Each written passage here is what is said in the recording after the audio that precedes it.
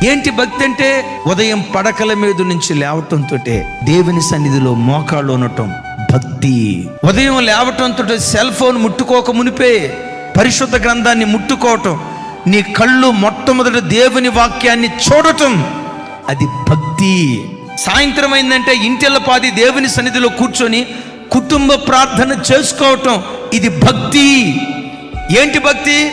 ఆదివారపు ఆరాధన 5:45కి మొదటి ఆరాధనకు వస్తున్నావు, నిమిషం కూడా లేట్ కాకుండా దేవుని మందిరానికి ప్రతి ఆదివారం రావటం భక్తి. వారానికి ఒకసారి ఉపవాసం ఉండటం భక్తి. నెలకొకసారి సంపూర్ణ రాత్రి ప్రార్థన చేసుకోవటం, అది భక్తి. దేవుడు నీకు ఇచ్చిన రాబడిలో ప్రతి నెల 10వ భాగం ఇవ్వటం, అది భక్తి.